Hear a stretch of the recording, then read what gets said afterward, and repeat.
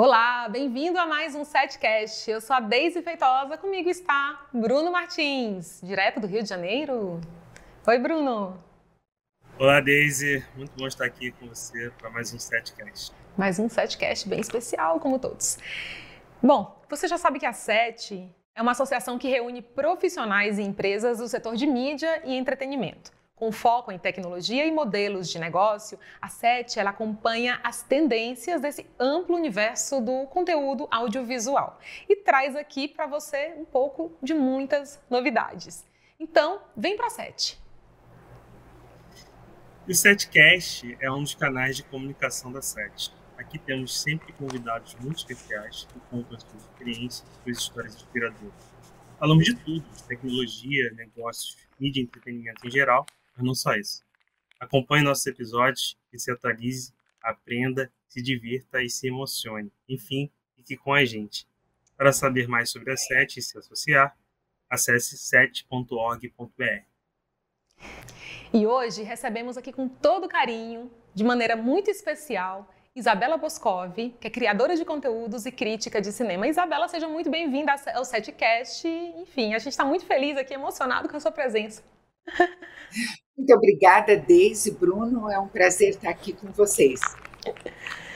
Bom, a gente queria saber, tá aqui doidos para saber mais de você, da sua história, né?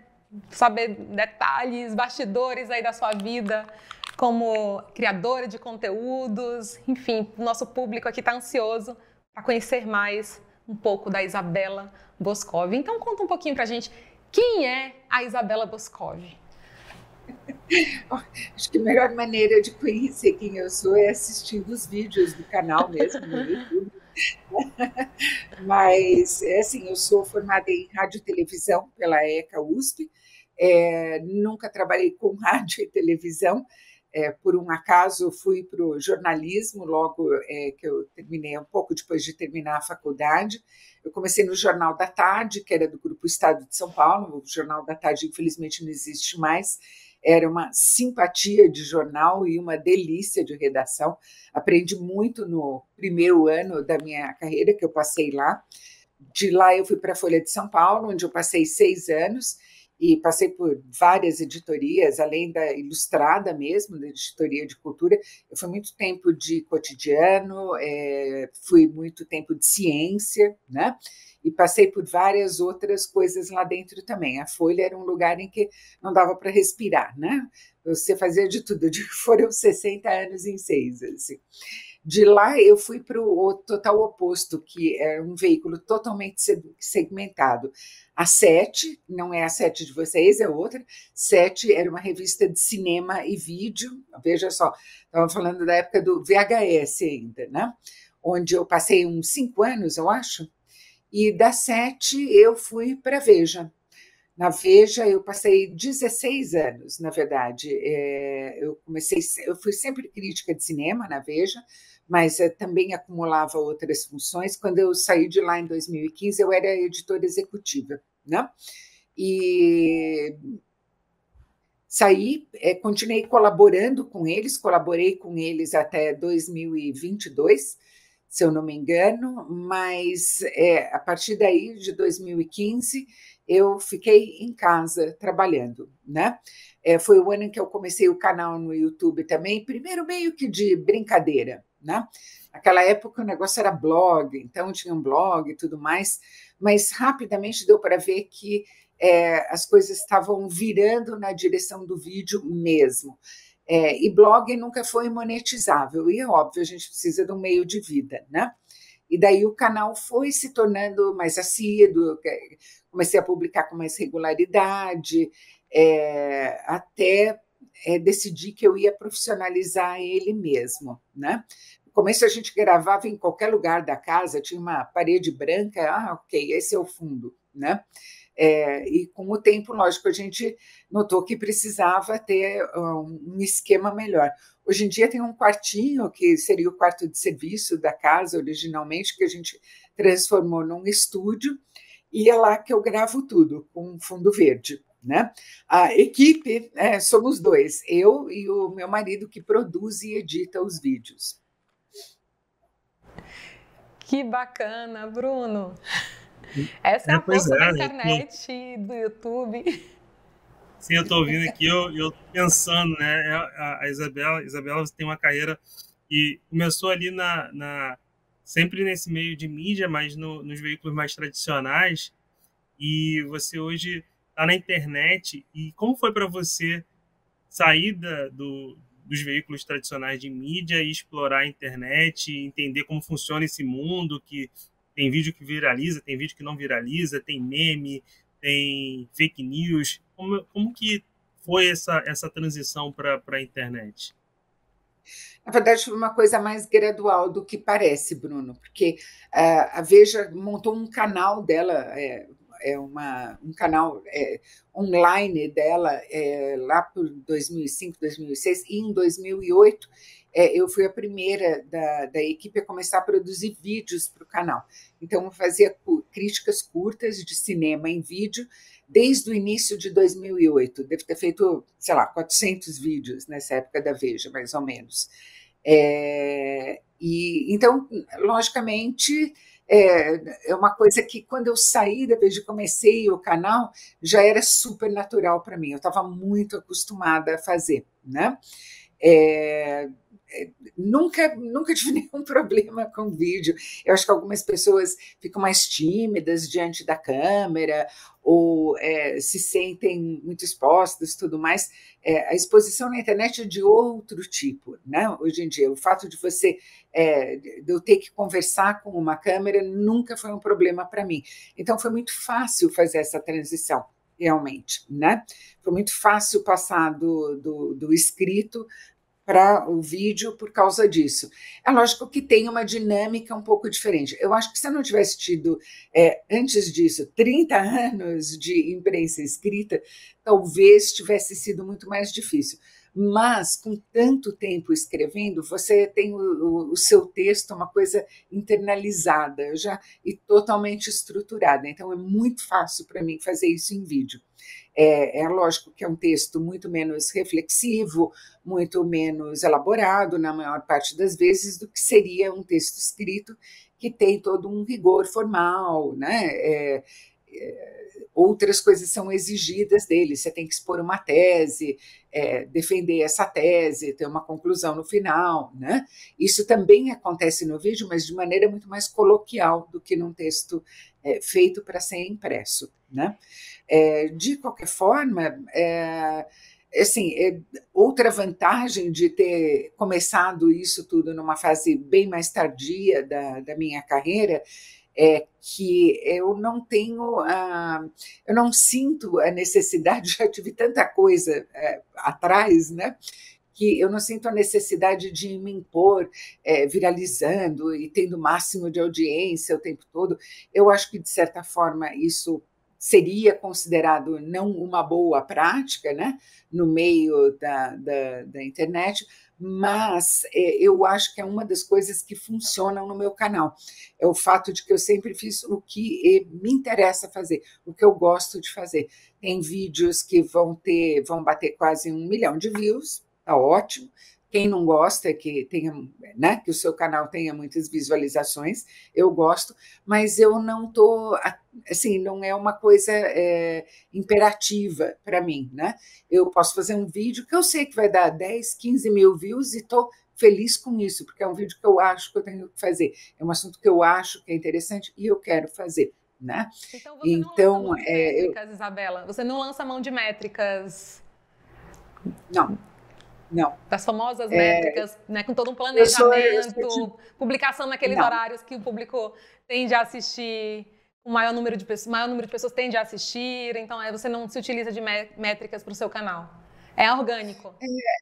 Eu sou de outra geração. Nossa, mas assim, eu acho que é muito impressionante, porque a gente viu aqui, você tem quase 1 milhão de inscritos, né? A gente estava vendo aqui só no vídeo da Emília Pérez, são 994 mil visualizações, né? Em segundo lugar está da Barbie, 949 mil, e Pequena Sereia, 796 mil. Então, são muitas visualizações. Então, você faz isso com todo o profissionalismo que você tem, com a sua simpatia também, que eu acho que isso também agrega, né? né, no sentido de, né, a sua relação com a câmera, a sua desenvoltura, né, todo o teu olhar profissional de jornalista, de radialista, e, enfim. Eu acho que, assim, eu não me incomodo nem um pouco. Eu acho a maior graça quando alguém fala, ai, algum comentário no canal, esse vídeo vai flopar, ninguém está interessado nisso. Eu tô. E vai ter 10 mil, 12 mil, 15 mil pessoas que estão interessadas também.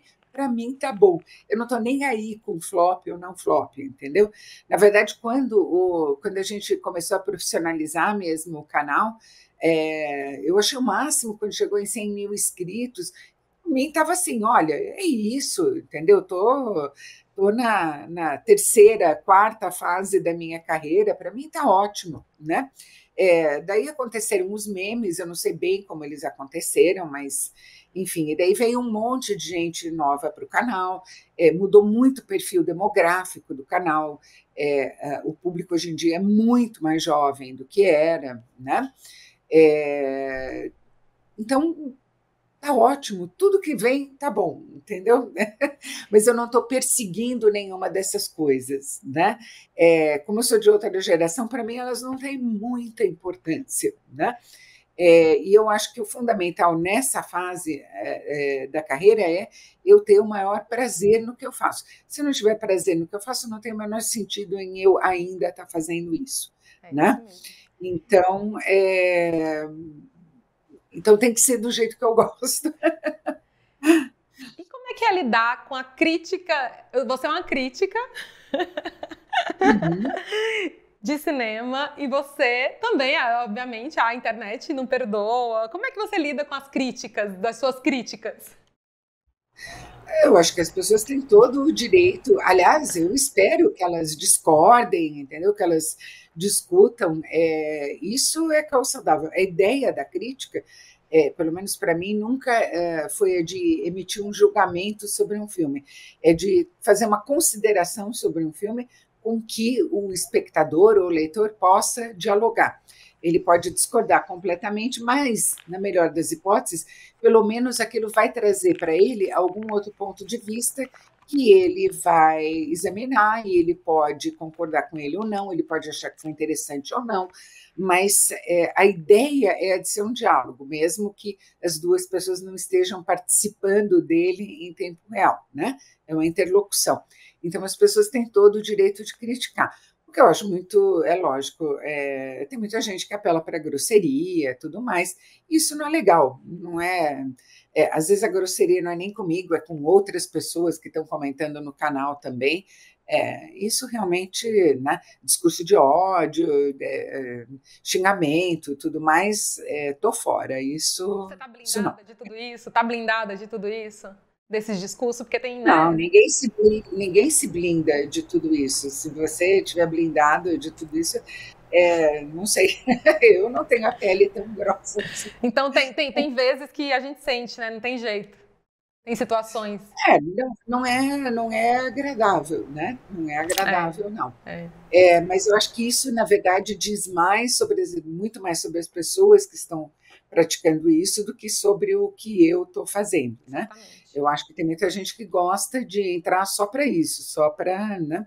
E eu não estou falando só de mim, é coisa que eu vejo com mil outras coisas acontecendo, né? Nesse ambiente das redes sociais. Eu estou falando como espectadora desse fenômeno também, né? Eu acho que a vida é curta e perder tempo perder os minutos do seu dia ou horas do seu dia derrubando os outros é um mau uso do tempo que você tem no planeta, né? Com certeza. Sim. Bom, a gente falou aqui da força das redes sociais. Como você enxerga o papel das redes sociais impactando, por exemplo, a estratégia de divulgação de alguns filmes na campanha pro Oscar, como a gente viu agora nessa campanha pro Oscar de 2025? Como você enxerga esse diálogo das redes sociais com os estúdios, com a divulgação dos filmes? Eu não acho que necessariamente é o diálogo mais saudável. O que tem acontecido, principalmente na parte mais comercial da produção americana, é o fato de que os criadores já esperam certas reações do público e eles tentam moldar o filme de acordo com o que eles imaginam que essas reações vão ser. Isso, obviamente, vai totalmente contra o propósito de criar, de ter espontaneidade, de ter originalidade ou invenção, né? Tudo mais, principalmente porque o resultado dificilmente é aquele que se espera. Você tentar agradar todo mundo é uma missão impossível, né? Nunca você vai agradar todo mundo. E eu acho que quanto mais você persegue esse tipo de coisa, mais você está sujeito ao erro fundamental, né? A gente vê volta e meia os fãs de algum personagem, alguma coisa assim, se voltando contra o filme que foi feito com ele, né? Então, é complicado. As pessoas tentam mirar no que elas estão vendo, mas a reação coletiva é muito volátil e é imprevisível. Então, eu acho que cada vez mais esse tipo de filme deixa de ser cinema e passa a ser produto, né? O que não é vantajoso. Eu acho que por isso que tudo que está de mais excitante acontecendo no cinema hoje está no cinema independente, está no cinema que vem de outros países, porque a produção americana comercial está muito influenciada por essa ideia da reação, né? E falando de reação imprevisível, tudo que aconteceu na campanha do Oscar desse ano, de positivo e de negativo, foi totalmente imprevisto, né?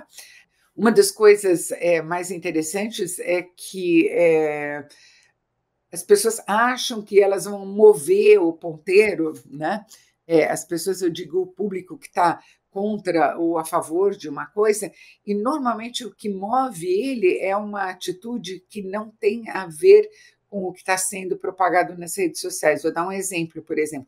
Então, houve toda aquela polêmica em torno de Emília Pérez, tudo mais, mas o que realmente fez com que as chances do filme diminuíssem e passassem todas a favor de Ainda Estou Aqui, foi a campanha extremamente simpática, inteligente, carismática da Fernanda Torres para o filme, a partir do momento que ela ganhou o Globo de Ouro. Certamente isso fez a diferença. Ganhou a simpatia do mundo, o respeito, né? Porque é preciso... Exatamente. Então, assim, não é fácil para ninguém domar o que acontece nas redes sociais. Achar que a pessoa está no controle de uma reação certamente vai trazer algum grau de frustração. Porque, como eu disse, é tudo muito volátil e é muito difícil prever os movimentos coletivos. Agora, Isabela... No sentido matemático da palavra, no sentido matemático da palavra, um sistema caótico. Né? Muito bom. Isabela, na A7 a gente está sempre de olho aqui no futuro das tecnologias. Acompanhando o cinema, você também viu grandes transformações aí, como a mudança de exibição em 35mm para o formato digital. E aí, queria saber assim, de você, falando do passado, se você é daquelas pessoas que tem saudade, por algum motivo, das cópias de 35mm, assim como outras pessoas gostam de música e curtem vinil. Como é que você lida com isso, né? Você que está extremamente aí submersa no digital, na estética digital. Houve um momento no começo em que o digital começou a substituir a película 35 na captação da imagem, que foi um momento complicado, porque o digital, na verdade, ele ainda não tem, mas naquele momento ele decididamente não tinha a mesma capacidade de criar nuance e diferença na imagem que a película tinha, né? Então, foi uma fase de uma certa pobreza visual. Alguns diretores mais inspirados conseguiram usar isso como uma ferramenta criativa, conseguiram transformar a limitação num fator da linguagem deles, mas obviamente, nem todo mundo tem essa capacidade. Então, teve um momento ali que foi complicado. Eu ainda acho que a captação em 35 ou em 70 milímetros, enfim, a captação em película, pode ser extremamente importante, dependendo do assunto que você está tratando. Imagina um filme como Oppenheimer, por exemplo, em digital, não ia funcionar da maneira como ele funciona, tendo sido captado em 65 milímetros IMAX, né? Faz uma diferença brutal na imagem e, ao mesmo tempo, a exibição eu não acho que é um problema, na verdade, eu acho que ela facilitou muito. Infelizmente, o corte de custos que a exibição digital significou não se traduziu no preço do ingresso para o espectador, né? Mas ela é um processo muito menos laborioso e muito menos custoso do que a produção de cópias em 35, como era antes. Antes, em 35, até o espaço físico em que um laboratório tinha que trabalhar era completamente diferente do que é hoje. Hoje você pode ter um conjunto de salinhas ali com um punhado de pessoas trabalhando. Antes você tinha que ter um edifício inteiro com quilômetros de película rodando para todos os lados, né, para fazer a duplicação. Então, obviamente, facilitou muito, diminuiu muito o custo, facilitou para as salas de cinema, a partir, lógico, do primeiro momento em que elas tiveram que se reequipar para exibir em digital. É uma pena que esse corte de custos não tenha chegado no ingresso, mas essa é sempre uma tendência. O que é mais caro é repassado, o que é mais barato não, né? Mas eu ainda acho que, em muitos casos, a captação em película é uma ferramenta muito importante para um cineasta. Dá para ele uma margem de trabalho com a imagem muito maior do que mesmo o digital mais avançado é capaz hoje em dia. Eu ia só dizer que um fator muito importante do digital está em preservar a restauração. Então, você pega um clássico como Lawrence da Arábia, passou por um processo extenso de restauração no começo dos anos 2000, todo negativo, foi refeito, remasterizado, tudo mais, e daí você preserva isso em digital. E o digital é capaz de exibir aquilo que foi captado em película, entendeu? Então, é uma forma de preservar muito importante. Né? Eu não sou contra nada, eu só acho que as coisas tem coisas apropriadas e coisas não apropriadas. Às vezes você pode captar em digital e ser perfeitamente satisfatório para aquilo que você está se propondo a fazer. Mas fala, Bruno.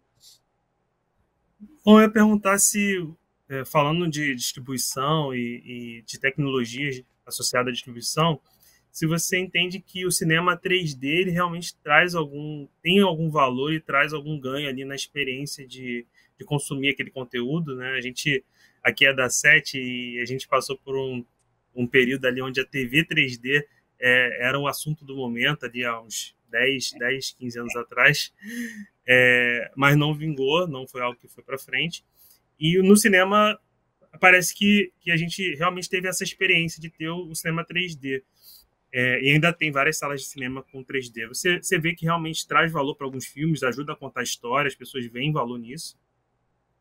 Eu acho que o 3D tem um valor narrativo quando a captação é feita em 3D, não quando é convertido de 2D para 3D na pós-produção. Aí não acrescenta em nada. Realmente não acrescenta em nada.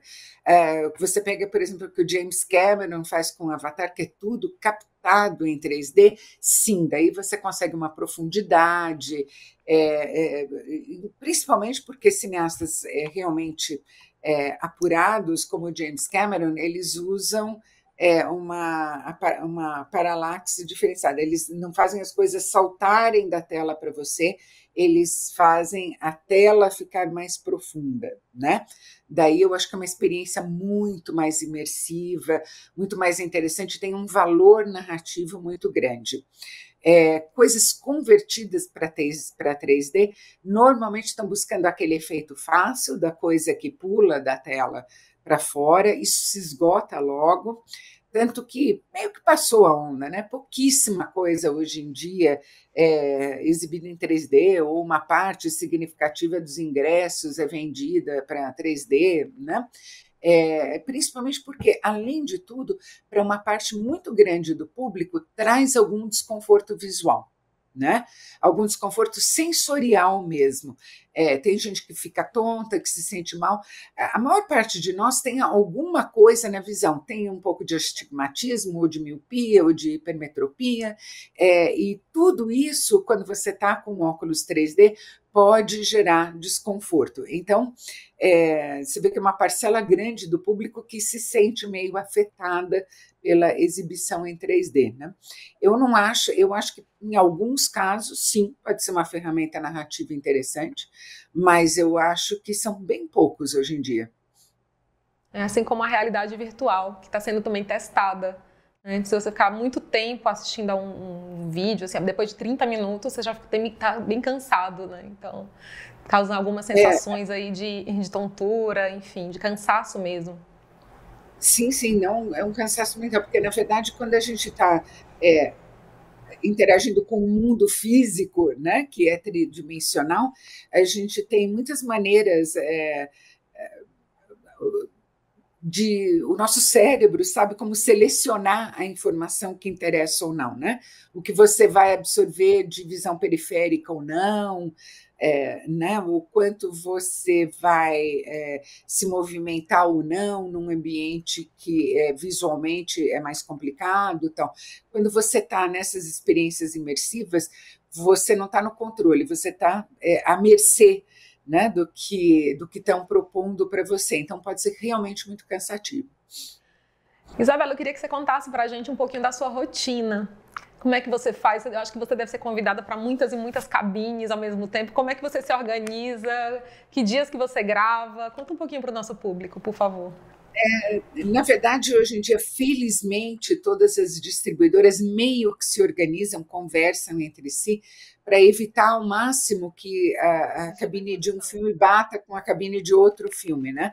Ter 2 ou 3 no mesmo dia e nenhum no dia seguinte.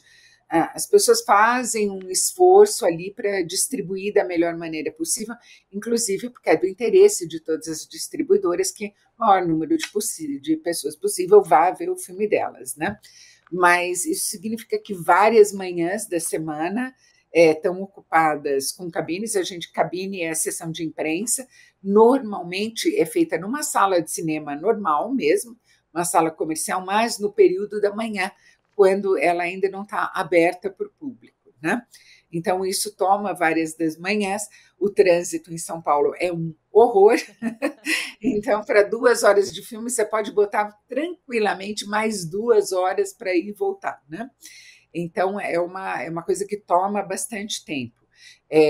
Tem como a dificuldade de fazer cabine de tudo, faz com que muitas distribuidoras disponibilizem para a crítica cópias digitais, né, screeners, mandem um link para a gente assistir um filme, é um link super identificado, é super protegido para que não haja, lógico, uma disseminação, uma distribuição ilegal desse link, mas é uma maneira, o que significa que de noite já está tomado também, e tem as séries, né? Então, eu normalmente dou umas 8 horas ou mais por dia assistindo coisas, né? É bastante coisa. Mas vem cá, a série, 8 horas ou mais. Assiste nas cabines ou assiste em casa? Tipo, ainda tem graça de ver filme assim em casa com o marido, com o maridão, para passar o tempo? Como é que fica tudo isso? Como é que você consegue administrar? Não, eu continuo me divertindo, vendo filmes e tudo mais, mas filme não é passatempo para mim. Eu não consigo ver um filme sem pensar no tecnicamente. que está acontecendo. É impossível. Não E tem você jeito. falou de série, uma curiosidade, tá? Não precisa, a gente não precisa entrar no detalhe do valor da série, mas não tem como não falar da série do momento em que todo mundo está falando que é adolescência, se eu não me engano. E Sim. tem uma questão técnica envolvida que parece que ele foi todo gravado em plano de sequência, né? Sem Sim, corte de câmera. E eu estava são. lendo um artigo dizendo que embora tenha sido super elogiado, não é algo novo, né? Tem até diretores do passado, assim, que usavam essa estratégia. E como que você viu esse uso, assim, do plano de sequência nessa série? Eu acho ele fundamental porque a série está se propondo a fazer. São 4 episódios e, portanto, 4 planos, sequências de 1 hora.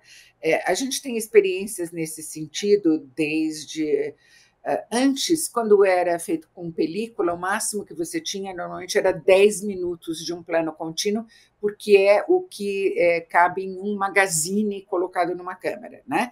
Então, por exemplo, um filme como Rope, do Alfred Hitchcock, desculpa, não estou lembrando do nome dele em português agora, é uma sucessão de planos sequências emendados com emendas invisíveis, né?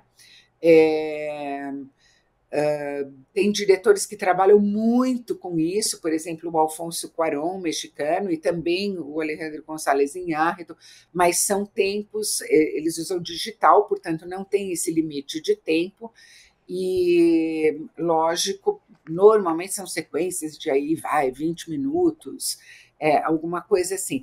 1 hora inteira a gente tem uma experiência extremamente interessante, um filme do Sokurov, do cineasta russo, que se chama Arca Russa, e foi todo filmado dentro do Hermitage, um passeio por toda a história russa, andando pelos corredores do Museu Hermitage, em São Petersburgo, do final dos anos 90.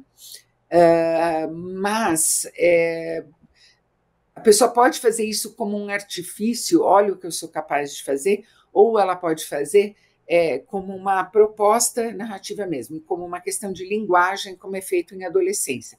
Que, primeiro, mergulha o espectador na pele dos personagens, porque tudo que os personagens vão descobrir ou as coisas a que eles vão reagir estão acontecendo ao mesmo tempo para você. Você está na pele deles, você está descobrindo e está reagindo junto com eles, né?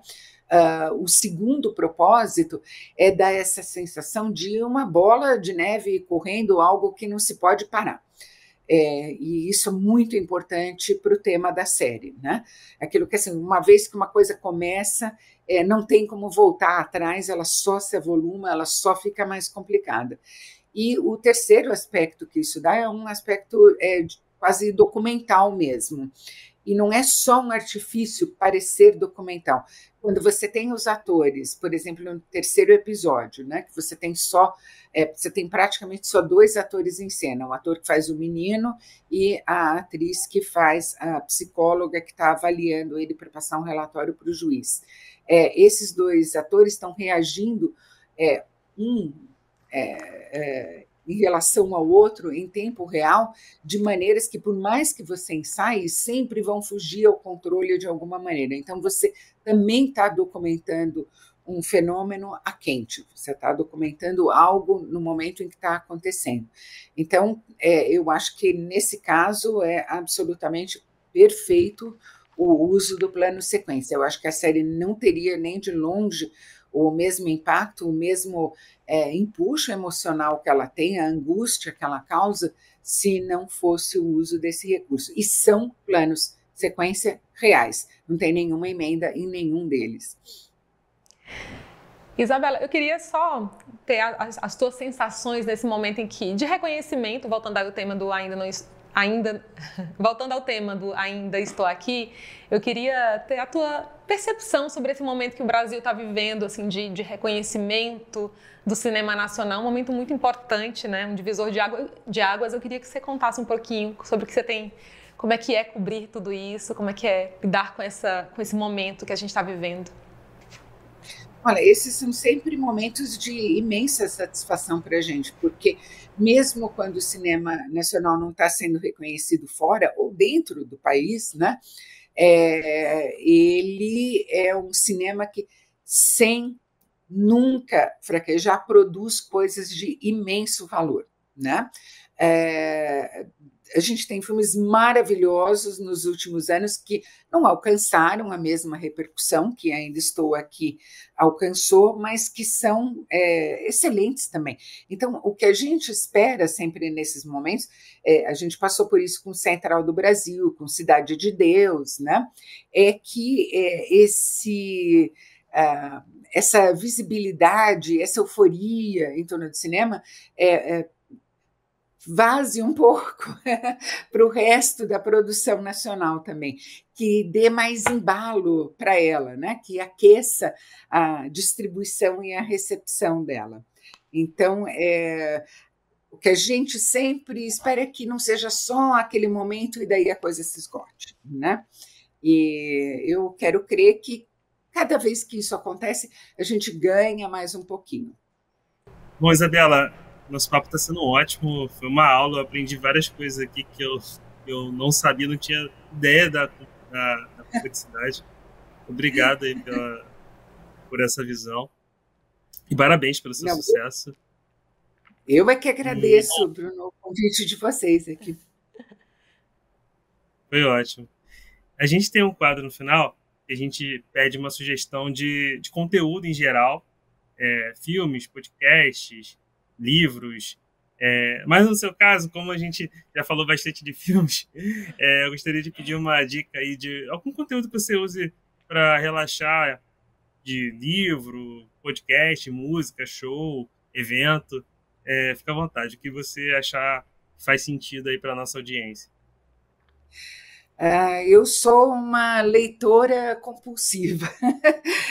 Se eu não leio, pelo menos um livro por semana, eu começo a ter tremedeira, assim, é uma necessidade. Então, o que eu recomendo, na verdade, é que as pessoas leiam, tá?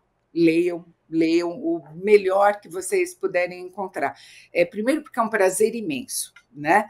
E é um prazer que não depende de ninguém, não depende de nada, é ali um maço de folhas de papel e é tudo que você precisa para viajar para outro tempo, para ser outras pessoas, para ver outras coisas, é absolutamente maravilhoso.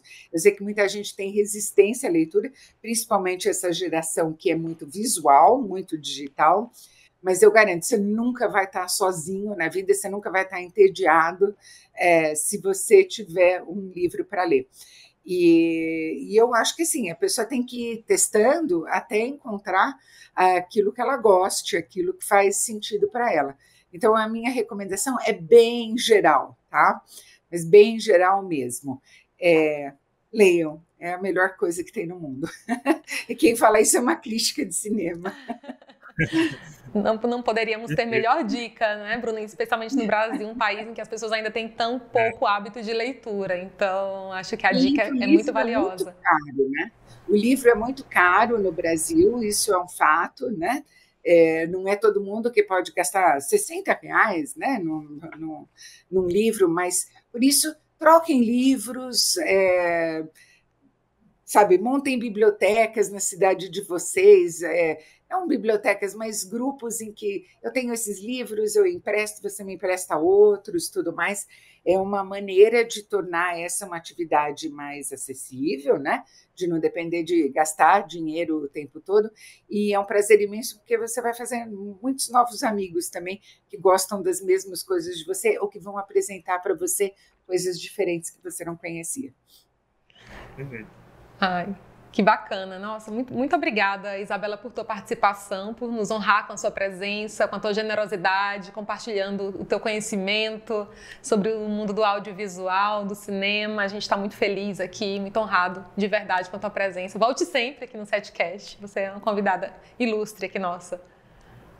Muito obrigada, Deise. Muito obrigada, Bruno. Muito obrigada a toda a equipe aqui do Setcast. Eu fico muito agradecida pelo convite e sim, lógico, vamos ter outras conversas. Excelente. Bruno?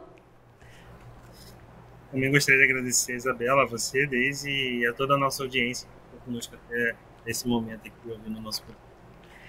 Obrigada, Bruno. Obrigada por mais um programa.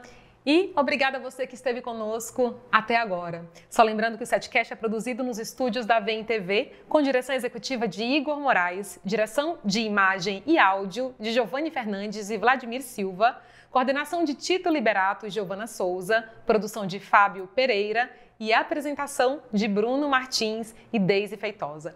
E não esqueça, para saber mais sobre a SET e se associar, por favor, acesse set.org.br e até o nosso próximo Setcast. Fica com a gente!